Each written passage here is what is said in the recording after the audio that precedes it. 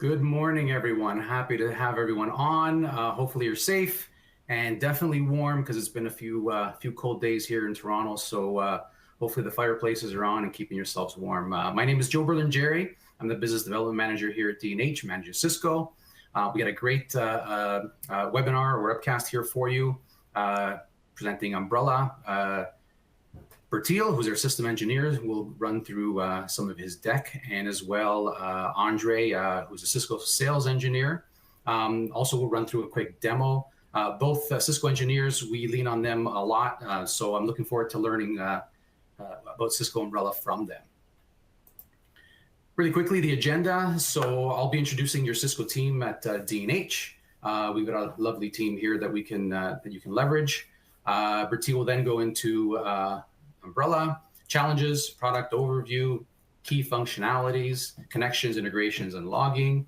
Andre will then deep dive into the demo, and then we'll get into final thoughts. I did skip Sam. Sam's going to be in there after our team introduction to our team as well. But final thoughts, we'll just run through some items, and as well we'll have some Q&As that we'll save for the end. There is a box down at the bottom that you can enter some questions, and we'll review as many as possible and get through them. Cisco team. So again, my name is Joe Berlin-Jerry. I manage the business development here along with Sam.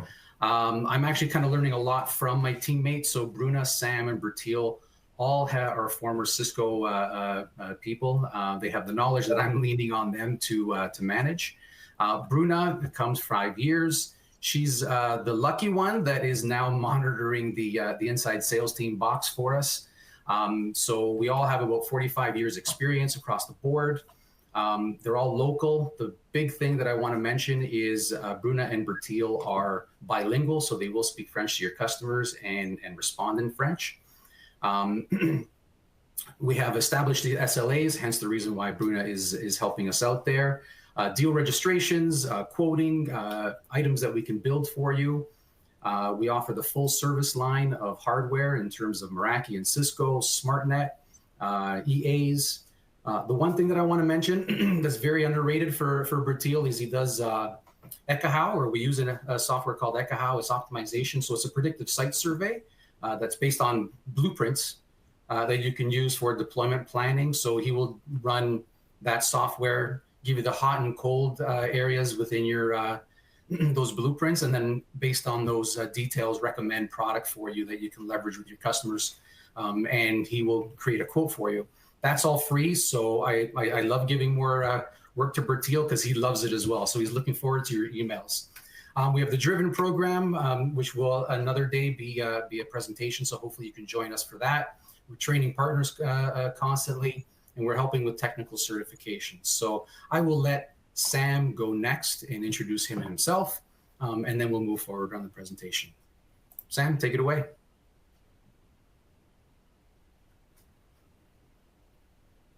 Team, this is now my 4th week at the Cisco DNH team. Prior to this, I was at Cisco, as Joe had mentioned. And I'll stop rambling because you're probably asking, Sam, Joe, why is the movie art for Home Alone on my screen right now? And no, it's not because it's one of the best holiday movies out there. And no, it's not because it's a fun movie screen to watch there. It's actually because there's a lot of parallels that can be drawn from Home Alone and Cisco's Umbrella. Now, a movie about a boy, who wakes up during the holidays, realizing that he is alone and exposed. His family rushing through the airport, trying to catch their next flight, in shock when they realize that their son is at home and alone within the 4 walls of their home. What happens next is actually really what makes the movie so great. Essentially, next slide here, intruders start to lurk, of course, and yeah, what happens next is actually what makes the movie so great and fun to watch, and what also makes Cisco's Umbrella so impressive. So Kevin responds to every attack attempt by the lurkers. He hits one of them on the head with a spade. He covers Joe Pesci in a bunch of chicken feathers, and he even lights a guy's head on fire, and that guy is Joe Pesci, I believe. And it's not so much the response that is so impressive. Sure, it's super entertaining to watch. Instead, it's the fact that Kevin, defying all odds, was able to predict every attack that happened. And that's what Cisco Umbrella is able to do with your internet traffic. Umbrella, using Cisco Security Cloud, feeding it insights, is able to understand all the security risks lurking on the web and stops these threats from being accessed before lurkers have even the chance to intrude. And if you ask me, that's also very entertaining to watch. And on that note, I will pass it off to Bertil, who will be talking about Umbrella and some of the challenges that your customers might be facing. Thanks, Bertil. Thank you, guys. Bertil here speaking to you. Thank you for joining this call. That was a nice movie. That was a nice introduction because it says it all. And why are we here today? What's the gathering all about?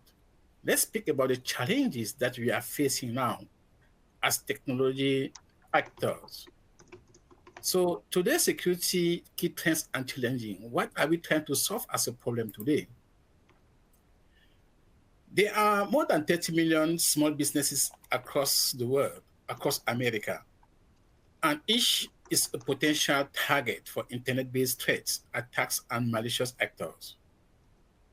So 61% of those small businesses experience a cyber attack.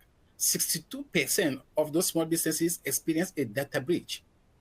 Okay, what's the use of a company if everything is breached? If people have logged in and they can access personal information?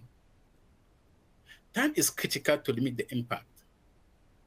So when you are attacked, by experience, you might spend 287 days to contain a breach. In between which, you see 212 days is just for detection time to the breach. So to realize that you are already attacked, 212 days. And when you manage to see it, you want now to fix the issue. You will spend 75 days to contain the breach, to make sure that everything is already correct and you are secure. For how many days? So the question is, who is going to give his security to you? Who is going to give his company to you? Who is going to trust you with his assets? Today's new reality is that applications, data, and everything is moving to the cloud. After the pandemic, you know what's happening. Almost everybody is working from home. And now working from home, connecting third-party application, third-party devices, connecting everything to the SD-WAN environment. So we are moving everything directly to internet, to the cloud. More work from home. Workforce have changed. So now companies understand that, okay, they need to invest in that area now. But when everybody is getting to the cloud, working from home, working from the beach, working from wherever they are found, there's a lot of complexity. It becomes very hard to manage the security of that environment. It becomes terribly hard. You ask yourself, okay, more devices. It means that there are going to be more attacks, more visibility from the intruders, because anybody can attack you because somebody browsing the internet, accessing resources from a hotspot, from a cyber cafe, from the airport. Anybody can be a man in between to attack your infrastructure. So 90% of malware, they use a DNS in attacks, domain name services. 90%. And remember, what is DNS? That's the core of our conversation today. And 68% of organizations don't even monitor that DNS. Meanwhile, DNS is the first step to get any response from the internet. DNS. So 1 in 3 reported breaches could have been controlled by that DNS. So if you manage to understand to contain your DNS, your domain name service, 1 in 3 say that breaches could have been contained. And we have lost billions and billions of dollars because DNS wasn't contained. And that money could have been prevented if there was a DNS prevention. So what is DNS? What is Cisco Umbrella? Let's meet Cisco Umbrella. How does Cisco face all those new challenges? How does Cisco bring a solution into the table? Like this small boy in the house alone. He managed to secure the house. He managed to see things happening before they even attack him. That's why he could contain the house so that intruders couldn't come in. So Umbrella is this solution that can be deployed in minutes. And it will protect your company on premises, the branches, the roaming users, wherever they are, with the same policy. It will take them from wherever they are, be it inside the company, in the branch, at the beach, wherever. If you have already set some policies, some security policies about your company, it's going to be following them wherever they are. So Cisco Umbrella is that shield that is going to protect your environment when they want to access the resources outside of the premises, wherever, what define the premises. It can be a roaming user trying to access the resources from his laptop, from his phone, from the branch office, from wherever. So before he gets to that resource, the first step is to get to DNS. So Umbrella is there, like that shield that is going to protect all that connectivity, protect whatever that's going to be done. It filters it out, and it makes sure that you are going to get the right resources. How does he make it? He makes it by the foundation of Umbrella, which is DNS security. When you say cisco.com, DNS.com, whoever.com, it's just a naming. But that naming is going to be translated into an IP address. It's going to be translated into 1 and 0s. What if an intruder changes the 1 and 0s or the IP address and redirect you to a fake website, to a fake bank account, somebody can duplicate a website and you will just realize that you are browsing and you don't even know that you are giving your credit card to a company that does not exist. And that's how Cisco Umbrella will sit at the first step of defense on top of your company and start filtering out what should get in and what should get out. What shouldn't be going out, what should be getting in. It's going to make sure that it's going to filter it out from the DNS perspective, trying to redirect your messages the right way so that you are not attacked by enemies. So initially, the solution was just a DNS policy, DNS, just to protect the DNS. But now Cisco realized, what about this guy who is, he's not working from the office anymore.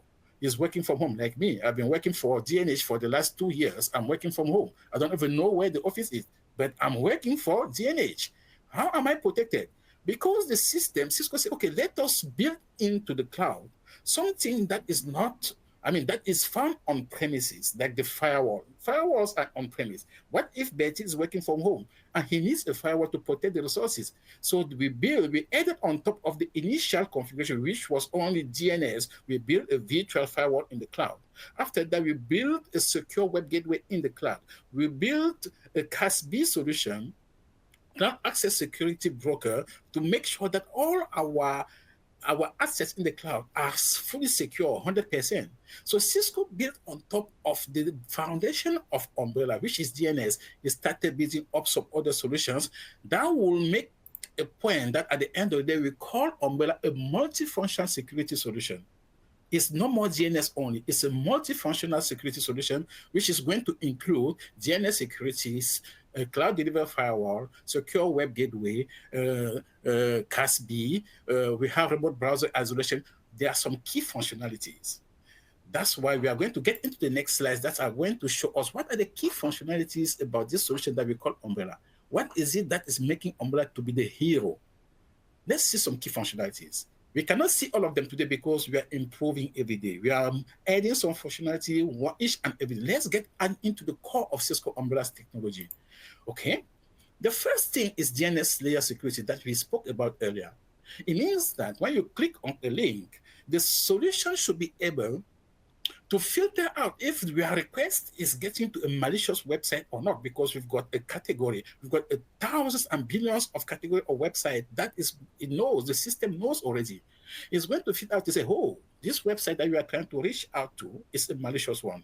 It's forbidden by policy, company's policy. You cannot access it. It takes it out. So before you are even attacked, it takes that request out of your way. And the requests that are allowed are the ones that are going to get into the cloud and get further processing before you get into the resources, because getting out of the DNS policies doesn't allow you to get into the resources. What if in between there is a traffic that becomes malicious? What if there is a malware in that request? You will never know. What if somebody is attacking you from outside? You will never know. So DNS security is the first step of defense. This is the first functionality that we have. Now we move.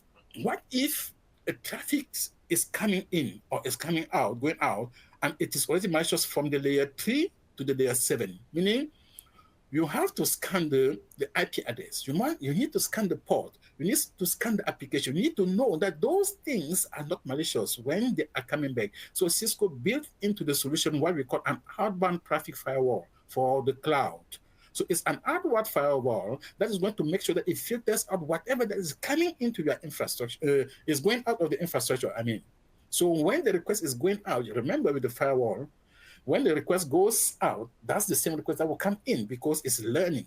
It's a stateful firewall or stateless, depending on the configuration that you want in your infrastructure. But the firewall will remember the request that is coming in was requested from out or vice versa. So this firewall is there to make sure that it filters out everything from layer 3 to layer 7, because the DNS security was already done. So now let's filter the upper layer and see how it's going to be secure or it's not going to be secure. That's what the cloud diverse firewall will do with you. This is the second functionality. Moving from there, we have a secure web gateway, which is a full web proxy. So now for some organization, even deeper inspection and more granular control are required. So this provides visibility, control, and protection across all the web traffic, including HTTPS, and it also does the full URL logging. It does SSL decryption. It means that if somebody encrypts and he hides a malware into a request, this solution is going to make sure that it sees that request that is malicious and decrypt it and take it out and put it in the sandbox. It does filtering by category. It utilizes Cisco Secure Endpoint as well for fast inspection. So there's also a sandbox there that is going to be used for this solution. So it makes sure that you are going to be secure from end to end. That's what the solution can do for you. We also have something that we call remote browser isolation, which is very good because you are in the company, your job is to work. And when you click on the link, you are not there to assess if the link is malicious or not sometimes. So what happens? You click on the link and it was malicious. So the remote browser isolation is one of the functionality that is going to redirect that request into a sandbox. So the request is going to be opened into a sandbox. Even if it is malicious, the malicious status of that connectivity is going to remain in the sandbox. It will never contaminate your laptop, never contaminate your server, never contaminate your environment because it's done into the sandbox. When you finish browsing, you get off the sandbox, you have your results. However, you are not contaminated. This is another functionality. After that, we have cloud access security broker. What about our workload in the cloud? We have things that are stored in the cloud. Okay, we can monitor those things in line or out of band. What does it mean? So when you are accessing your resources into the cloud, we can check before you get into those resources. We are going to check the state of those resources to see if it is still safe. And that's what we call inline inspection. Or we can do it out of band. It means that the data is at rest and we have a near real-time inspection on those data that are on rest. We make sure that we are checking it to see if somebody is stealing that information or not. That was being us to the next functionality that we call data loss prevention. So that technology is going to make sure that we are all your information is not corrupt, is there, is still confident. You can access it anytime, anywhere, anyhow with security because we make sure that it is secure and no one is touching your information. So the biggest part of the key functionality of this solution is Cisco Talos. You will tell me, Talos. Talos is not a component. Yes, Talos is the biggest component because this is the biggest security department across the world that Cisco organized. We have more than 400 engineers, security engineers, working day and night to make sure that they learn about zero-day attack. And they update our security portfolio so that no one can attack whoever is using Cisco's technology. We are discovering more than 2 billion malware samples analyzed every day because the attackers are not sleeping. They are making sure that they mess up our life. But these guys are sitting there, 400 engineers, more than 400 engineers, day and night, making sure that they work on those new threats and they provide the antidotes to all our security or all Cisco's portfolio so that Cisco's portfolio is not attacked during any breach across the world. That's why you will hear, when you hear about the malware, everything in the world, it's very difficult to hear about Cisco being involved in those things because of Cisco Talos. You will ask me, okay, you want to deploy this solution. You are interested in this solution. How do you bring it into life, into your environment? Let's see how you can bring it into life, into your environment during the deployment options. The deployment options are there are many because you don't need to recreate the world. You already have an infrastructure. Your client has an infrastructure already. Do you know, since it is deployed in minute, let's assume that you have a router, a Cisco router. A Cisco router, you just tell the Cisco router that, okay, for everybody inside the company, redirect all the DNS requests to Cisco Umbrella. That's all. You point your DNS to Cisco Umbrella's IP address, and that's all. From a Cisco router, and you are done. You are already secure. Everybody inside the company is already secure. This is the first deployment model. If you have a third party, for example, you just need a PAC file that Cisco is going to give to you that you put in your third party router, is going to redirect the request to Cisco Umbrella, and you are covered 100%. The second one is via a DNS server. Most of the companies, they have internal DNS server already. Okay, we are not stopping it, but to secure that DNS server, we just point the DNS server to Umbrella as well. Okay, we have the internal DNS server, but please, Mr. DNS server, can you redirect all the requests to Cisco Umbrella? That's all. And you are protected through a DNS server. Another option is to use a virtual machine, a lightweight virtual machine that Cisco will provide to you.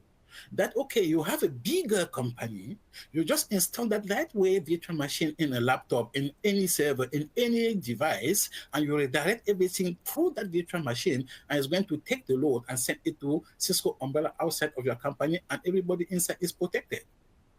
What about so those using wireless only? They don't have switches, no routers, not everything. Through your wireless and controller, you just point all the traffic to Cisco Umbrella, and you are fully protected. You just point it, you say, hey, now we are pointing, we redirect every DNS request to Cisco Umbrella. That's all. So from the device, you redirect to wireless and controller, and you are gone. What if you don't even have a wireless and controller? You can even push it to the wireless access point, and from the wireless access point, it's going to push it to Umbrella. What about the roaming users? They don't work with devices with them. They only work with their laptops. Okay, simple. If you have AnyConnect, Cisco AnyConnect, you don't need anything else because there's an Umbrella module under Cisco AnyConnect. So when you purchase or you acquire Umbrella license, there's already a module on AnyConnect. What if you don't have it? You don't have AnyConnect. There's a lightweight module that is going to be installed in your device that is going to accommodate Cisco Umbrella from your end device, from your laptop. That's what Cisco can do for you. What about the IP phones, the mobile devices? Cisco Umbrella will integrate with all the MDMs across the market. Just find out, come to us, speak to us when you have an MDM use case. We can tell you how we can integrate the solution with any MDM, like Meraki, for example. You can integrate with Meraki MDM or any other MDM in the market. We can advise you how to do that. So these are some few deployment options that you have that you can leverage. Okay, let's speak about some integrations and logins. What does it mean? Remember, not all the use cases are used. It will make sense to have, let's say, when you want to build IPsec tunnel in your company, you can use it in the headquarters or in the branch, and you will have the flavor of Umbrella that will support all those features. It's not the same for a roaming user. A roaming user will just need AnyConnect and the module somewhere there. So each and every connection is different. Each use case is different. let's speak about the IPsec capabilities of that solution.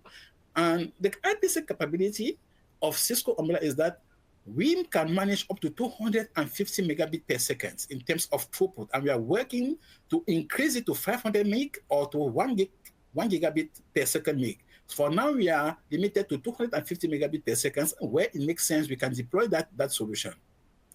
So what about high availability?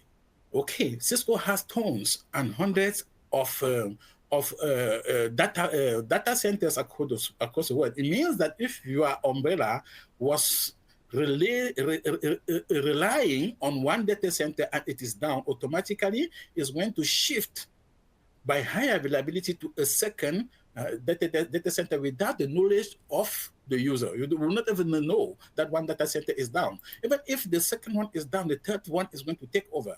You will not even feel it because Cisco has deployed that solution across the world, across all the data centers in the world. So there's no way you can have a downtime with Cisco Umbrella.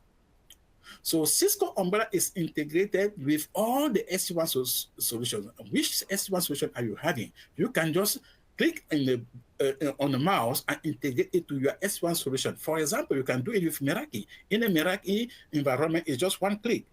You connect Cisco Umbrella with Meraki by one click to say, okay, I'm integrating my solution, my SD-WAN with Cisco Umbrella, and there you go. The system is going to take care of all the connectivity, take care of everything, build the tunnels, build the IPsec tunnel that you need, and it's going to connect you automatically the way you want. So it's integrated with all the SD-WAN solutions across the world. What about AnyConnect? As I said, when you have AnyConnect, you don't need anything else because the module is already built in. But if you don't have AnyConnect, there's a lightweight module that Cisco is going to allow you to install in your laptop or in your device to get it running. It's going to be working like that. It can integrate with anybody. So what about storage? We have with Amazon S3 where a solution where you can store all your information in the cloud. If you don't want to store it locally, you can store it in the cloud. So everything can be stored in the cloud in Amazon with Amazon S3, and you are good to go. So this slide is the most important slide for you and me because it puts it together. When you put everything together, you can see that we move from one simple connectivity on top here, where somebody might need to connect directly to the cloud without any protection. You can move from the left to the right, but that's where all the dangers are. But now, what if you want to use Umbrella? You can use Umbrella with any type of use cases depending on what are the requirements, including building a tunnel from the headquarters to the cloud, depending, because the tunnel is not going to be used everywhere the way you want. It is used only where you need it. So this is what the slide that will put everything together, combine everything in one slide, and you can understand what is the use case that you need to deploy Umbrella into your environment. So that brings like an end to our presentation about Umbrella for you to understand what is Umbrella, how you can use it, how you can protect your environment, how you can shield your whole environment, your whole enterprise in minutes with a single solution, which is Cisco Umbrella. So the next step is to come to us, speak to us. If you want to schedule a demo, besides the demo that you are going to run now, you can schedule a demo with us to say, okay, I want to see live how this thing is working. You can ask for some trials as well, or you can join what we call Umbrella Studio Workshop. We just register through this link, you just register and you can get into a workshop with Cisco, and they will teach you how you can be a professional with Cisco Umbrella, and you can be a hero with Cisco Umbrella, where you are going to learn all what we've spoken about, even beyond, because I just stopped talking about some functionality because we will not cover it in this time frame. And this is the link if you want to register for Cisco Umbrella Workshop, and it is free. You can just register there and see how it goes with Cisco. So thank you very much for your time. Thank you for your attendance. And we are going to take some time and show you what we have been talking about live. Let's see about the demo. Let's speak about the dashboard now. Thank you for your attendance. Over to you, Sam. So now we'll have Andre who will do the dashboard demo. Andre, take it away. Awesome. Thank you.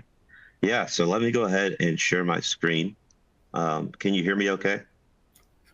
100%. Perfect. So this is only going to be a 20-minute demo. So this is going to be something that's going to give you the grand tour, but we're not going to really dive too deep into this. So with Cisco Umbrella, the first page you're going to really land on is this overview page. And like many of the Cisco, security products, the overview page is really meant for you to just get that great overview of what the network health is like. So here we are able to see all of the active networks that are available. If we have users that are working remotely, we have the roaming clients here, we have the VAs and network tunnels. So if there was something that wasn't active, you would be able to see that. We can also see the network break. I can't see your demo. I'm just wondering if you should share your screen possibly. Or am I the only one that can? Is it not sharing? No. Okay. Yeah. Let me try one more time.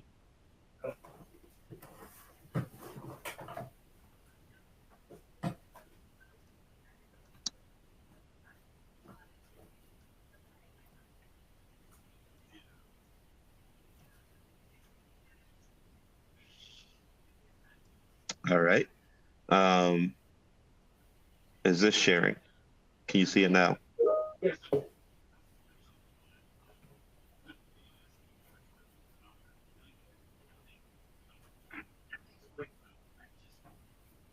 Is it still not sharing for you? I see some people say they can see it. I can't, but that doesn't matter for me. As long as everyone else can see it, then we're good. Okay, perfect. Okay. Perfect. Awesome. Sorry, Andre. Thank you. No worries.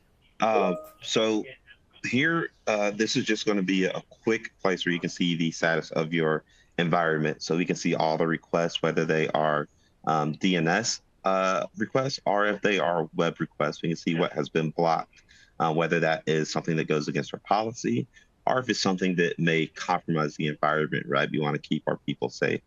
And if you are working with SIG, we also have the firewall breakdown. So the firewall as a service does have the IPS and IDS, so you can really see all of the events there. I'm not going to look at everything else, but you can get an idea of, you would just use this as a quick way to see what can happen or what has happened. And then you can really drill down to any of the areas you want. It would take you to one of the sections shown on the left side.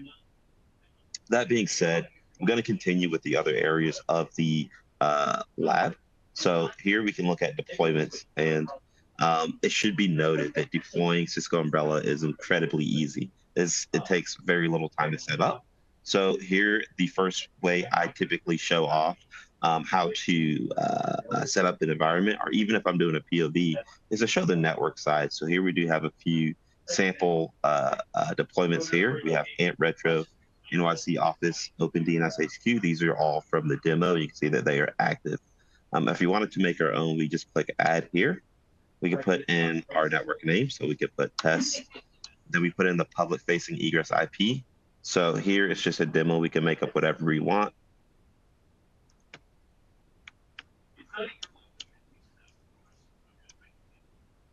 And then we can put in the corresponding, CIDR. So here, if we did have a few addresses, we can do a /29. Say we have 8 addresses. And then we can hit save. So this is going to be IPv4 only. If we did have an IPv6 environment, we just click that and do the same steps. And if it was mixed IPv4 and IPv6, of course, you would do the same thing and then click that way. And then once we do that, we want to make sure that our DNS is being resolved at the Umbrella resolvers. And so we can find that here. We just set our DNS to resolve at these IPv4 addresses. And then we have protection. That takes a few minutes. It might take 5 minutes for this to be set up on the Umbrella side as well. And then you have protection. So that's very quick and easy. Now, there are some other methods that we can do as well. These may take a little bit longer, but they're still relatively quick, especially when you look at other alternatives as well. So the roaming computers can be done with the client, secure client. So this used to be called AnyConnect. It's now been called Any Client, Secure Client, which is a modular approach to protecting the users. And here we can see all the different users that have the client deployed, and we can see the status of that and when it was last synced up. If we wanted to get more granular namings for these rather than just, Robert SFO, we can do that by integrating with Active Directory here. And what that does is it will show the actual username, which is quite useful. We can also deploy to mobile devices, and all this takes is a connector. So you can download this in your Apple Store, or, if you're using Android, I believe it's the Play Store is what they have on the Android devices. And so that's very easy for the user to do. And in the past, it used to be only for managed devices, but now we do support both managed and unmanaged. So you do have the ability to protect your users on their mobile devices, which can include tablets. So I just wanted to quickly go through that deployment. I'm going to go to the policy side as well. So DNS policies is typically where I start most of my POCs. This is the first place I start in, demos when we look at policies, because DNS is going to be the first place where any internet request takes place. There's going to be a DNS request. So here we have our different policies here. We'll just click on one of these here. So Active Directory user policy, bandwidth hogs, security, log all events. So we can see what we have here. When you're setting this up, there is a wizard that walks you through all these, but because I'm just really showing what this looks like, we're not going to walk through the wizard. So to create a policy, you start with the identity. So who is this policy going to impact? Who should I enforce this policy on? And here we have those Active Directory computers, groups, and users I mentioned. This is giving that granularity beyond just a device name, right? So we can click on this and see that we've applied the policy to George Orwell and a few of his peers here. After you select which identities you want to apply this to, then you start adding the security settings and the content settings. So we're not going to click into everything just in the interest of time, but security settings would be, hey, we don't want malware incidents. So if malware is seen, we block it. We don't want phishing attacks. So if phishing is seen, we block it, and so on and so forth. Content categories is what people may be more familiar with when they think of Umbrella. Again, we are so much more than that, but content filtering is a pretty big, pinnacle to the product. So when you do set this up, I usually say, hey, start with, the high, moderate, or low. These are like pre-built in groupings of categories to block. So high blocks games, it blocks cannabis, extreme content, gambling, and so on. Or if you want it to be more moderate, we also have the ability to do that as well, and that removes some of that. And as you get more familiar with the product, I always say to look at the custom categories. So as mentioned before, a lot of the threat intel that comes from this is from Cisco Talos. So a lot of that information comes from our threat intel teams and some of that machine learning and statistical modeling. And here we have all the content categories here. You can see it's a lot more robust than what you saw in, some of the baked in content groupings. So once you get more familiar, I always say, go ahead and look at the content categories and really fine tune what you have with each specific policy. And after you do the security settings and the content settings, you do have the ability to look at some of the applications. So I did hear that, this is not just, layer 3 and 4. We do look at layer 7 as well, which is the application layer. And here we can choose to block very specific applications. So if you do have people that are utilizing anonymizers and they're trying to bypass, security settings and policy settings you have in place, you can choose to block that. We can drill down here.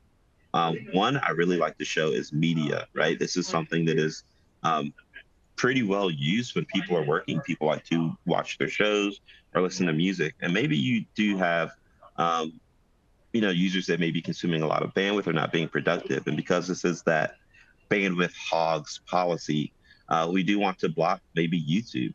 And if we were to type in YouTube here, we can see that there's different forms. So we can choose to say, hey, I don't want YouTube proper. I don't want YouTube TV because these consume so much bandwidth and if people do less work, they're less productive. But I do want to enable YouTube Music and YouTube Uploader. So we have a lot of control and granularity on what we can enforce here. Beyond the application settings, we do have destination lists. You can think of this as your whitelist or blacklist. We call it our block and allow. So we can have specific policies that go beyond what we have in our content and our application settings. So for example, maybe we did want to choose to block all social media, but we do find that people that interact on LinkedIn are able to maybe market and be productive and help gain wins for the company. So we can say, hey, social media is blocked, but I'm going to go ahead and allow LinkedIn, and we can do that there. Or maybe we have other things that we want to block that we just don't want access to. Maybe there's a very specific site that users are going to a lot. We just choose to block that. We can do that. On the DNS side, we do have something called the intelligent proxy. And with this, we do have some selected SSL decryption. So the intelligent proxy will essentially look at content. So you understand that Umbrella will say, hey, if this domain is known to be good, we're going to allow it. If there is a domain that is known to be bad, then Umbrella is going to block it. But there may be some domains that are seen as gray or risky content, and we don't really have that determination yet. So the intelligent proxy essentially will do the SSL decryption on these risky or gray domains and make a determination after reviewing that. So we do have some limited SSL decryption on the DNS policy. But if we pivot to the web policy, we actually have the full SSL decryption. And with the full SSL decryption, we also do get some additional benefits here. So when this populates, we're going to go ahead and look at a policy. So here we can look at the branch enforcement. No, let's look at a different one. We'll look at the high restrict group. And so we can go down and we see the HTTPS inspection is fully enabled. And because we can inspect all the traffic and not just risky content, you may actually need to choose certain categories or certain destinations that say, hey, let's make sure that we don't inspect this, because there may be some regulations and rules. So you do have the ability to basically have a do not decrypt rules there to protect the business. We also have file type control. So with this, we have the ability to say, if users are downloading content, we can choose to deny file types. So executables may come with a risk of malicious content. If someone's downloading executables and they're not in a role that requires that, we can say, let's just go ahead and mitigate that risk altogether by clicking on not being able to download executables. We can also choose other files as well. And then we get file analysis. So this allows us to, as users download files, we can look at that hash of the file. Is it something that is known to be malicious? It's something that's not really known to be malicious yet. Maybe it's a new file that is not stored in any databases. There's no hash that is known to be malicious yet. We do have the ability to detonate that in the secure malware analytics, which was formerly known as ThreatGrid, and that allows us to check for malicious behavior. So we're also giving our users protection when they're downloading files and content as well, and that is a benefit that we get. We have tenant controls. I'm not going to dive too much into this, but essentially you're saying if someone wants access to some of the cloud products, right, they need to be part of a specific domain to have access to that tenant. So you don't have people coming into the network utilizing some of the cloud apps that are not part of the domain. So if they're not part of xyzcompany.com or test company, they cannot access the cloud applications. Again, we have rules. They have they follow a similar pattern to the DNS side, but now we do have some URL granularity. So instead of just looking at specific domains, we can get down to the URL level. One example we always talk about is reddit.com, right? When you look at certain sites, they typically follow a trend. Reddit.com is just so diverse. There's so many different trends and subreddits, as they're called, within this. So maybe you want to allow reddit.com/business, but you want to deny reddit.com/gambling. So you do get that further granularity here. And I have about 5 minutes in the demo, so I'm going to kind of pick up the pace. We won't really dive too deep into a few things, but we will hit on many things. So we do offer data loss prevention. And with DLP, we are able to protect both data at rest. So maybe there may be data in applications, and then also data in motion. So this could be the real-time traffic that's being sent. We can protect what is important in our company, prevent that from being exfiltrated. We can also integrate with AI as well. When I say integrate with AI, I really mean we can also check AI as well. So we can ensure that we're not placing sensitive information in AI. I know a lot of people may want to ask questions or copy documents or copy sensitive data. And a lot of companies may have rules in place already that says, hey, don't put company information into ChatGPT or whatever, because we don't know what happens to that data when it leaves our company. So you can create rules that will block that from happening. And you see that here, that real-time Gen AI, we have the ability to block it. Or if we wanted to monitor instead, we can do that too. But I think with Gen AI, you would really want to block because you don't want that being sent out. Once it's out, right? We also do have the firewall as a service. I'm not gonna dive too deep into that, but you could think of that as an extra layer of protection. So we have a lot of great protection already with the CASB functionality and the different policies that come with Umbrella. But when you think of the firewall as a service, you can now not just look at some of the more utilized ports and protocols, but you can specify any port, any protocol, any source or destination IP. So we see a lot of benefit with that firewall as a service as an extra layer. Now, one of the last things I want to show as we do come to the end of the demo, I have about 4 minutes left, is the reporting. The reporting section is really great. So we're able to see all the traffic here, whether it is encrypted or not.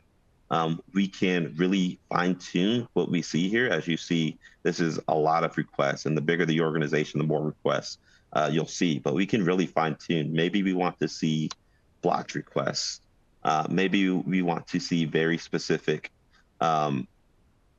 requests from like 80 users, or maybe we want to see it from roaming computers, people that are not in the office. And if you wanted to type in a specific person, we could also do that here. And then that would really fine tune the list. So now the list is much more filtered and smaller. If we wanted to see specific content categories, who's looking at adult content, we can click on that. Who's hit malware, we can click on that. And then if we want to have this search, we can basically export it as a CSV, or we can schedule this. So we can have this report sent out every day. And as you can see, this is everything that I already clicked on is going to be populated. So this specific report can go at whatever time interval I set. So let's say I have it every day at 9 a.m. The admin of the Umbrella dashboard will get this every day at 9 a.m. It will have every filter that we put down. And one last thing I like to show before I get out of this specific setting is I like investigate. So here we see that this specific user went to yzkzixun.com. If I was the admin, I would look at that and say, I have no idea what that is. So I'll click on these ellipses, and I can look at the full details here, but I like to go to investigate. And when I go to investigate here, I get a lot of information about this domain. So I basically go from saying, I don't know what this is, to getting a lot more information. So here we can see that this has a Trojan threat. We can see that it is a malware category. So I have more information. I'm glad it got blocked. We can see some of these security indicators on why it has this high risk score. Perfect score is not good, by the way. This is very bad. So we can see a lot of the different indicators here. And then we can see where this was registered as well. So you have a lot of information at the tip of your fingertips here. And then lastly, I'll show one more thing before I pass it back. And that's going to be the app discovery. So here, app discovery has a lot of the same benefits that we had in that previous page where we saw the reporting. But now this is very specific to applications, not just some of the sites that our users are visiting. So here, if we wanted to look at every application, we can do that up top.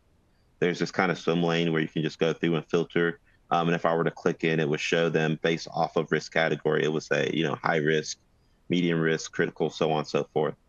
But I think it's easier for people to really look at flag categories instead. So maybe we can click at games here. Who's playing games in the office?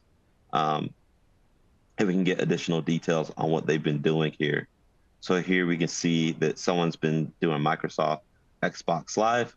There is no traffic, but we can see the different firewall events. We could click and see what identities were going there. And then we can make a decision. Do we want to block this, or do we want to allow this to happen? And you can see the risk score that's indicated. So if this was maybe an application that was a business risk or a security risk, it would probably show very high. And then you can choose to block that if you want. So that is my 20-minute demo. I think I went over by about 30 seconds. But you can see there's a lot of things that you can do with Umbrella, and there's more that we didn't even show. So as mentioned, if you do want to, have a follow-up, I'm always here to help, and you have the team as well that's able to help. So I'll go ahead and stop sharing and pass it back. Perfect. Thank you, Andre. I appreciate that. That was fantastic. I want to actually thank yourself, Andre, for a great presentation and demo. Bertil, as usual, fantastic presentation. I learned a lot. I do want to actually thank all the people that have actually helped produce this as well. So a lot of those people don't get the credit as well. And then Bruna as well, thank you for manning the box and keeping our SLAs at minutes, not hours, right? So I learned a lot on that presentation. I'll just go ahead and put the slide up. So definitely unmatched visibility and threat protection with Umbrella, blocks malware without any latency, reliable and high performance security, and it looks simple and efficient to maintain. So that's what I take away from these things, and then apply them to customers like yourself that want to come in and are interested to learn. We won't end it here because there's a lot of other things that you can do to help your customers. So as Bertil mentioned, there's schedule a demo. There's the Umbrella DNS-layer trial. That's a 14-day trial that basically it's pretty simple to sign on to. You fill out the form, you activate it, you name your network, and then you point your DNS, the global network, and then any device that attaches to that, either a roaming user or a device, joins instantly, and they're instantly protected. So that'll show your customers how secure it is. And then from there, we're hoping that can turn into sales. So we're your trusted advisors. We want you to know that we have access to technical engineers, not only from within D&H internally, but also at Cisco. And they're obviously here to help you make money, sell more, diversify your portfolio with your customers, and have you become their trusted advisors. Okay. At that, I will leave it to questions. I do have one quick question. Basically, we are going to send out a PDF of this presentation, so you have all the links. As well, the important one is basically the Cisco Canada at DNH.com alias. We're all on that email box and monitoring. So if you have any questions, please don't end it here. We're looking forward to answering your questions, helping with customer demos, the workshop, the DNS trials, and any other Cisco question that you might have. Let us know, and if we don't know the answer, we'll definitely help you get the question answered. So I'm hoping someone can see if there's any questions that are available, and Bertil and Andre can hopefully answer.